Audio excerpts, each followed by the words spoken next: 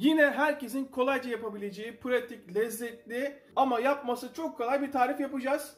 Bu yapacağımız kremalı mantar sosu tavukla birleştirdiğiniz zaman ben bunca zaman neden ıspanak yememişim diye kendinize isyan edeceksiniz.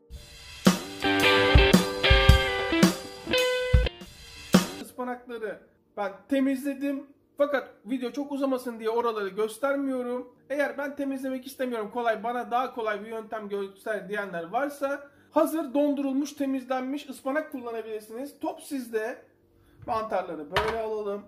Şimdi bakın burada derisiyle birlikte, mümkünse siz de derisiyle birlikte alın. Hiç bıçak kullanmaya gerek yok. Hemen şöyle zaten elinizle çektiğiniz zaman deri geliyor. Görüyorsunuz. Evet. Bu deriyi atmıyorum. Bu benim işime yarayacak.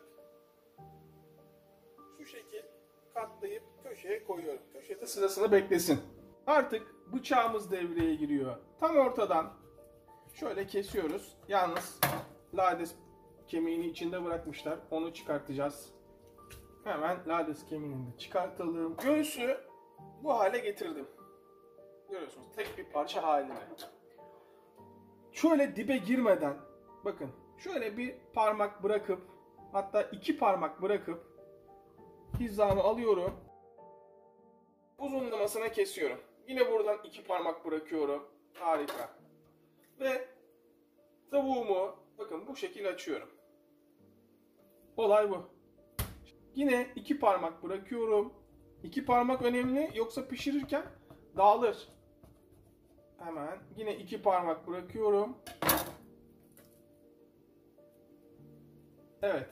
Acı isteyenler için 1 çay kaşığı kırmızı pul biber, 1 çay kaşığının 3'te 1'i kadar karabiber, 1 çay kaşığı kekik, 1 dolu çay kaşığı kırmızı toz biber, yarım çay kaşığı tuz, yarım çay bardağı zeytinyağı. Hemen karıştır. Şöyle her yerini yağla. Müthiş. Biraz tuz. Koray, neden tuz döküyorum? Kesinlikle yapışmasın diye. Şu kullandığımız deri vardı biliyorsunuz. Çıkardığımız daha doğrusu. Hemen deriyi.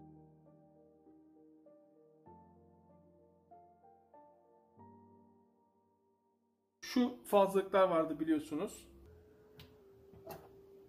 Onları da keserek bunu istiyorum sizden. Deri altta olacak. Şöyle açacaksınız. Diyelim ki deriniz küçük. Derinizi kesin. Tam altına getirin. Ispanaklarla başlayalım. Ispanaklarla başlayalım deyince hiçbir şey yapmayacağız ha. Yani bir şey yapacağız zannetmeyin. Şurada bir bağ ıspanağım var. Bastır. Evet. Üzerine geçecek kadar su. Sadece 5 dakika. 5 dakika kaynatacağız. Şöyle 1,5 yemek kaşığı tereyağı, 1 ve 2 yemek kaşığı zeytinyağı. Aynı anda tezgahta çalışacağız. Yalnız bu kremalı ıspanaklı mantarı mutlaka bir yere not edin. Mutlaka.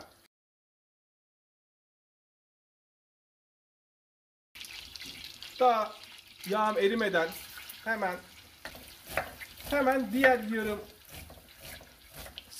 soğanım. Harika. Farkında olmadan bir tane sarımsağı kaçırdık. Hiç sıkıntı değil. Bu arada ocağımın altı açıkta. Diğerini küçük küçük keselim.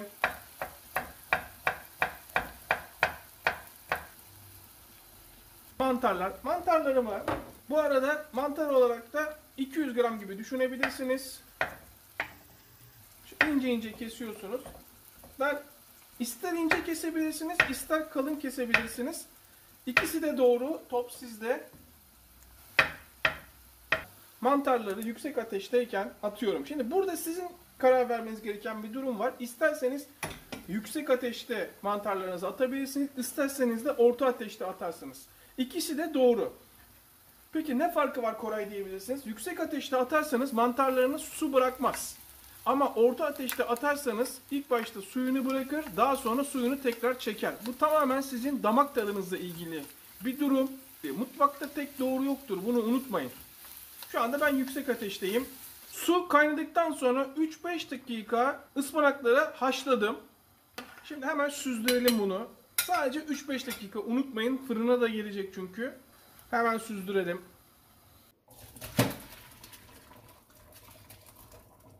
Ispanaklarımızı şöyle alalım.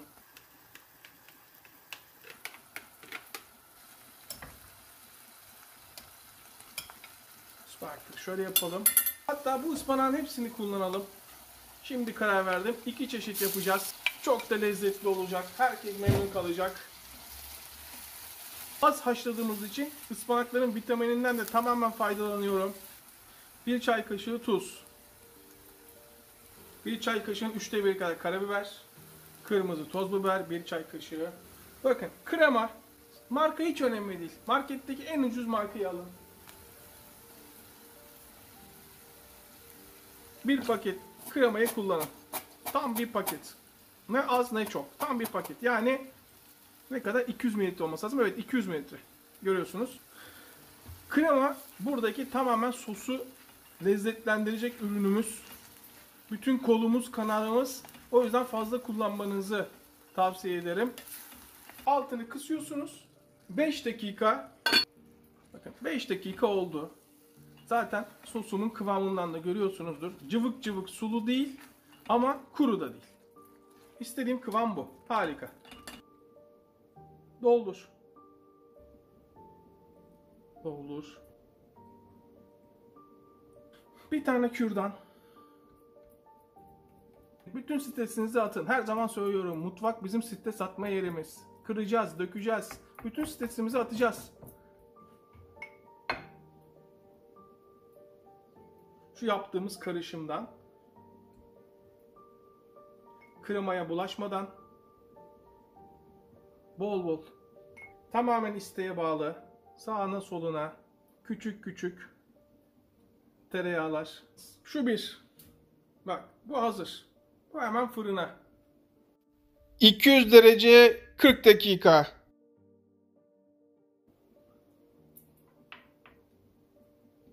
Şöyle açıyorsunuz. Şu bir. Hemen bu da fırına. 200 derece 10 dakika. Tavuğun en son durumu bu. Şuraları hemen yanmış diyen arkadaşlar olabilir. Alakası yok. Karamelize olmuş. Bakın şimdi şu açtığım anda görüyorsunuz değil mi? Tamamen karamelize olmuş. Tam istediğimiz gibi. Şöyle yağ ile de besleyelim. Şu da yumurtamız. Yumurtalar nasıl oynuyor görüyorsunuz. Çok iyi pişirmişiz belli. Hiç tabaklamayı falan bekleyemeyeceğim. Şunu yapmazsam kendimi hiç affedemem. Şu mu, şu mu, şu olsun. Of. Yalnız ne kadar iyi pişirdiğimizi görüyorsunuz değil mi? Açın ağzınızı.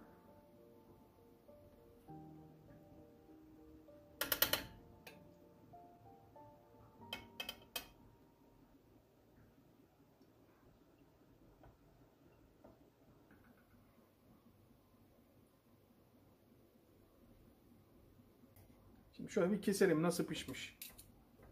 Ne kadar kalın olmasına rağmen müthiş pişmiş, görüyor musunuz? Açın ağzınızı. Vay be, vay be, böyle bir şey olmaz. İnsanın kendi yaptığını şöyle güzel olmuş, böyle güzel olmuş demesi ne kadar doğru bilmiyorum ama müthiş bir şey. Her zamanki gibi sizlere sesleniyorum. İzleyip abone olmayan vicdansızlar. Size göre sağdaki, bana göre soldaki abone ol tuşuna basarsanız bundan sonra tariflerimizi hep beraber yaparız. Hepimize yine sağlık. Tekrardan selamlar.